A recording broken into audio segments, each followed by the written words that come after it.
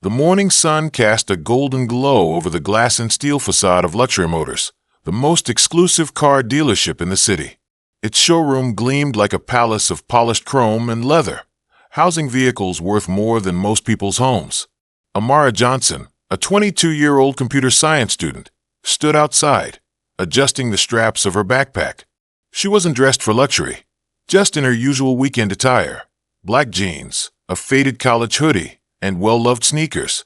But she loved cars, and today, she just wanted to admire them up close. Taking a deep breath, she pushed through the heavy glass doors. The scent of new leather and expensive cologne hit her immediately. The showroom was a cathedral of wealth, spotless floors reflecting the glittering chandeliers above, salesmen in tailored suits murmuring to affluent clients. A few heads turned as she entered. She ignored the flicker of hesitation in their eyes. "Can I help you?"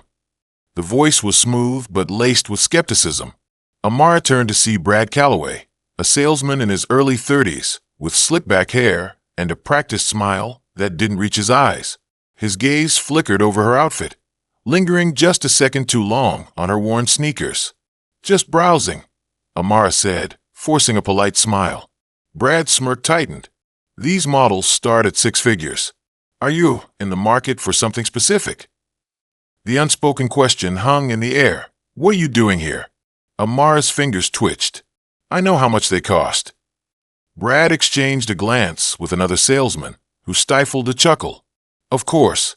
Well, we do have a few pre-owned options in the back lot if you'd like to." "I'm fine here." Amara cut in, her voice firmer now. She walked toward a midnight blue Mercedes-AMG GT, its curves gleaming under the showroom lights. She reached out, fingertips brushing the cold metal. "Mississippi." A new voice, deeper, authoritative. Mr. Harrington, the dealership's general manager, stood behind her, arms crossed. He was a broad-shouldered man in his 50s, his salt and pepper hair perfectly styled, his suit probably worth more than Amara's tuition. "We can't have customers touching the vehicles unless they're serious buyers."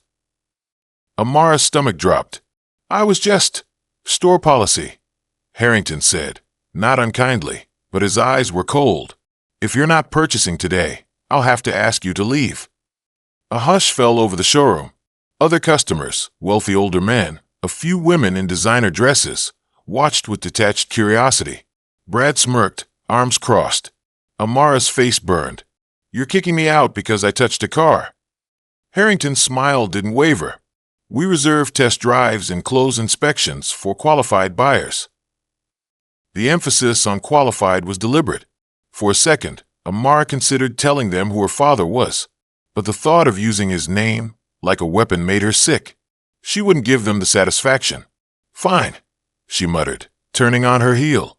Brad held the door open with exaggerated politeness. "Have a great day." The moment she stepped outside, the door clicked shut behind her, a final, dismissive sound. Expanded emotional aftermath, walking away. The walk back to the bus stop felt endless. The autumn wind bit at her skin, but the heat in her cheeks was worse. She replayed the scene in her head. Harrington's condescending tone, Brad's smug face, the way everyone had just watched. Her phone buzzed. A text from her roommate. "How's the car browsing?" Amara stared at the screen, fingers hovering. She could laugh it off, pretend it didn't matter. But it did. She dialed another number instead. 2 rings. Then a warm, familiar voice. "Hey, sweetheart." "Dad," Amara said, her voice cracking just a little. "I need your help." Marcus Johnson's reaction, the billionaire's fury, across town, in a penthouse office overlooking the city. Marcus Johnson set down his coffee. He listened in silence as Amara recounted what happened. His grip on the phone tightened imperceptibly. Marcus had built his tech empire from nothing. A black man who'd been told no more times than he could count. He'd sworn his daughter would never feel that sting. And yet, here they were. "Pack your best dress," he said finally, his voice calm but edged with steel. "We're going back tomorrow." That night, Amara stared at her closet, her favorite little black dress hanging in front of her. Tomorrow, Luxury Motors would regret ever underestimating her. Amara sat stiffly in the back, her fingers clenched around her phone, replaying the humiliation in her mind. The way Brad's smirk had deepened when Harrington dismissed her. The way the other customers had glanced at her, not with sympathy, but with detached amusement, as if her presence was some bizarre disruption to their privileged world. Maybe you'd be more comfortable at a used lot. The words stung more than she wanted to admit. She wasn't naive. She knew how the world worked, how people made snap judgments based on skin color, clothes, the way someone carried themselves. But knowing it and feeling it were two different things. Her phone buzzed. Another text from her roommate, Jada. "Yo, did you find your dream car or what?" Amara exhaled sharply, her thumbs hovering over the screen. She could lie, brush it off, but the weight of the afternoon pressed down on her, and suddenly, she needed someone to understand. Got kicked out of luxury motors. They assumed I couldn't afford a car. 3 dots bounced. Then, Amara didn't let her finish. "I'm calling my dad." Marcus Johnson's Raf Marcus Johnson was in the middle of a $200 million acquisition meeting when his personal phone rang. Normally, he'd ignore it, but only 3 people had that number. His ex-wife for emergencies, his CFO for disasters, and his daughter for anything. He excused himself with a polite nod, stepping into the hall. Her voice was quiet, too quiet. "Hey, Dad." A pause. Marcus knew that tone. Something was wrong. What happened? And then she told him. For a long moment, Marcus said nothing. He stood at the floor-to-ceiling window of his office, staring down at the city below. The skyline glittered, towers of steel and ambition, a kingdom he'd built from nothing. He remembered the early days, when investors dismissed him as too urban for Silicon Valley, when doormen mistook him for delivery staff, when his first company was called a diversity hire success story. And now his daughter, his brilliant, kind-hearted Amara, who'd rather drive a used Honda than flaunt her last name. "Pack your best dress," he said finally, his voice low and steady. "We're going back tomorrow." Amara hesitated. "Dad, I don't need you to." "This isn't about revenge," Marcus cut in. "It's about respect." The preparation that evening, Amara stood in front of her closet, staring at the emerald green Stella McCartney dress her father had gifted her last birthday. It was elegant, understated, the kind of outfit that whispered wealth instead of shouting it. She slipped it on, studying herself in the mirror. Who were they expecting?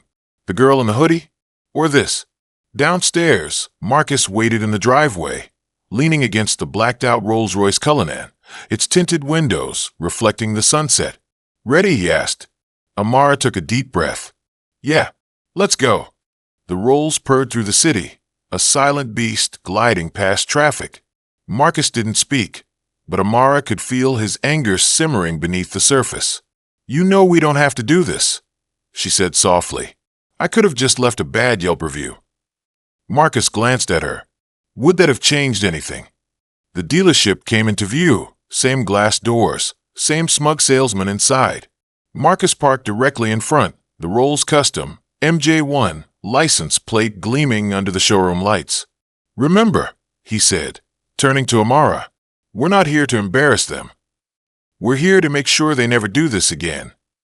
The morning sun glinted off the obsidian paint of the Rolls-Royce Cullinan as it pulled into the luxury motors parking lot with the quiet menace of a storm cloud.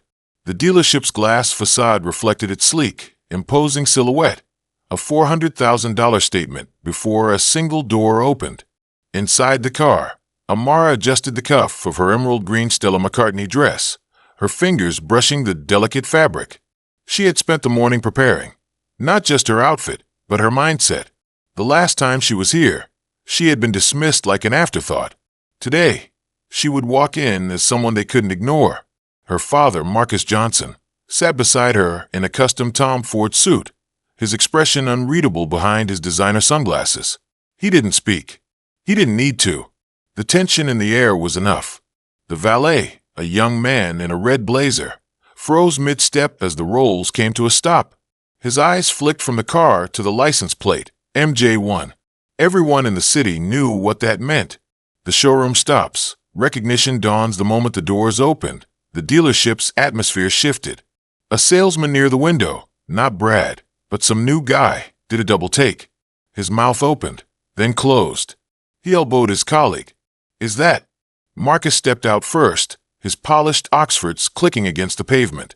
He removed his sunglasses, his sharp gaze sweeping over the showroom like a general surveying a battlefield. Then Amara emerged. She stood beside her father, her chin lifted, her posture effortless. No nerves. No hesitation. Just quiet, unshakable confidence. Inside, the showroom had gone still. Conversations halted. Glasses of champagne paused mid-sip. And then Brad saw her. His face drained of color. The salesman's panic. A role reversed. Brad Calloway had been mid-pitch with a middle-aged couple when he spotted Amara. His rehearsed smile faltered. His fingers tightened around his tablet. No, it couldn't be. But it was. The same girl from yesterday, only now. She looked like she belonged on the cover of Forbes. And the man beside her? Marcus Johnson. Brad's stomach dropped.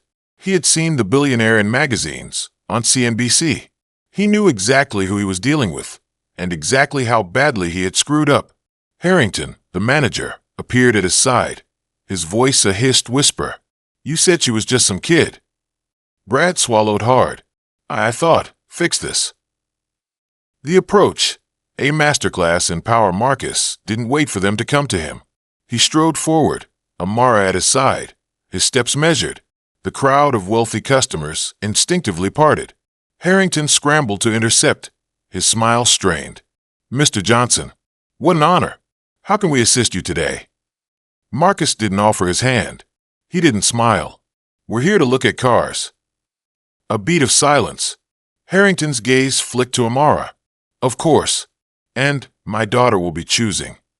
Asterisk, the emphasis was deliberate. The message clear. Amara met Brad's eyes. Hello again. His throat worked. Miss Johnson. I didn't realize. No, she said softly. You didn't. The test drive, a silent humiliation. Brad had no choice but to play along. He led them to the 2025 Lamborghini Urus, a $250,000 beast of a car, its pearlescent white paint gleaming under the lights. This is one of our most exclusive models, he began, forcing enthusiasm. Marcus cut him off. We know what it is. Brad flinched. Amara ran her fingers along the hood, the same way she had done yesterday. Only this time, no one stopped her. Can I take it for a drive? She asked, her tone sweet. Harrington practically tripped over himself. Absolutely. Brad will accompany you. Marcus held up a hand. No, she'll drive alone. A rule they had never bent for anyone. Harrington hesitated, then nodded. Of course. The realization, the power shift as Amara slid into the driver's seat. The reality of the situation settled over the dealership. The Johnsons weren't just here to buy a car. They were here to make a point. Brad stood awkwardly to the side, his earlier arrogance replaced with something far worse, fear. Fear of losing his job. Fear of the lawsuit that could follow. Fear of Marcus Johnson's influence. Harrington cleared his throat. Mr. Johnson, perhaps we could discuss. Marcus didn't look at him. He watched his daughter through the windshield, his pride evident. There's nothing to discuss. The walkout, a lesson learned. Amara returned from the test drive, her expression unreadable. She stepped out, handed the keys to Brad, and turned to her father. I don't like it. Marcus nodded. Then we'll go elsewhere. Harrington paled. Sir, if there's anything. You had your chance yesterday. And with that, they walked out, leaving the entire dealership in stunned silence. The aftermath, a reputation in ruins as the Rolls-Royce pulled away. Brad's knees nearly gave out. Harrington rounded on him, his voice a venomous hiss. You just cost us Marcus Johnson's business. And worse, word would spread. The immediate aftermath, a dealership in chaos the moment the Rolls-Royce disappeared from view. Luxury Motors erupted into hushed chaos. Harrington, the general manager, stood frozen by the floor-to-ceiling windows, his fingers tightening around his clipboard until his knuckles turned white. His mind raced. Marcus Johnson, one of the richest men in the city. And we just lost him because of Brad's idiocy. Behind him, Brad had gone pale, his mouth opening and closing like a fish out of water.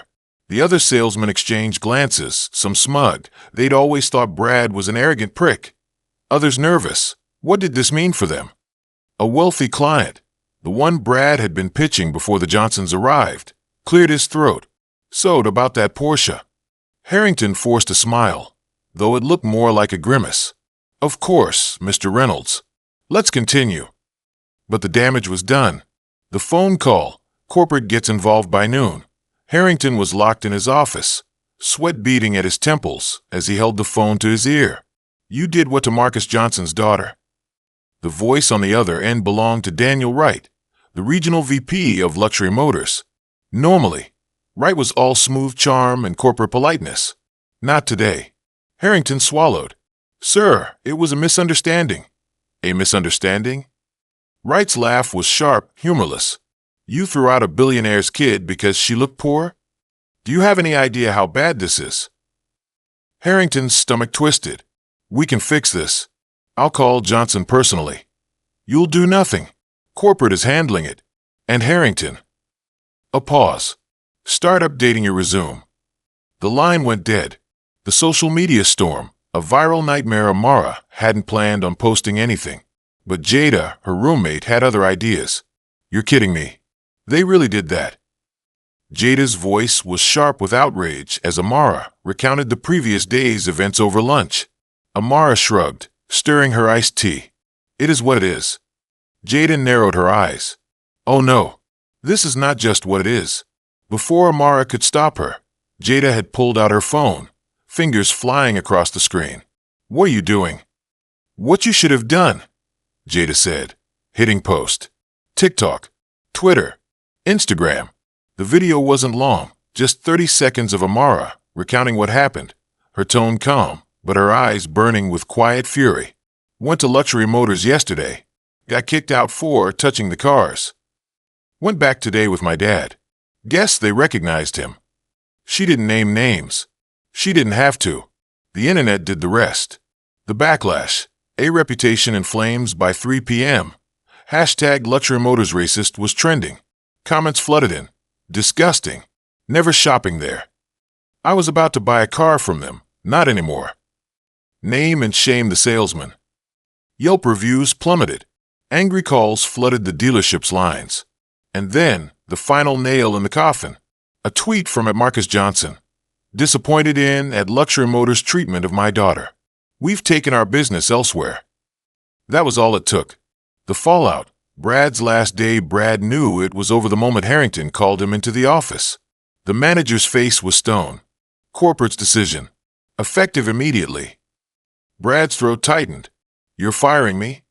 "No," Harrington said coldly. "You're resigning. Unless you'd prefer this go public." The unspoken threat hung in the air. A lawsuit, a ruined reputation, no chance of working in the industry again. Brad's hands shook as he signed the papers. The new dealership, a different experience. Meanwhile, across town, Amara and Marcus walked into Elite Autos, a rival dealership known for its exclusivity. The difference was immediate. The manager, Sophia Reyes, greeted them with genuine warmth. "Mr. Johnson, Amara, we're honored." "No si de l'homme glances. No condescension." Amara exhaled, the tension leaving her shoulders for the first time in days. Marcus glanced at her. "See anything you like?" She smiled, eyeing a sapphire blue Porsche 911. "Maybe." The lesson. More than just a car. As they drove off the lot later, Amara behind the wheel of her new car, Marcus in the Rolls behind her. She replayed the last 48 hours in her mind. This wasn't just about a car. It was about respect. And from now on, she'd never let anyone make her feel small again. The morning after, Luxury Motors in crisis. The sun had barely risen when the first news van pulled into the Luxury Motors parking lot. Inside the dealership, the staff moved like ghosts, voices hushed, eyes darting to the windows where reporters were already setting up cameras.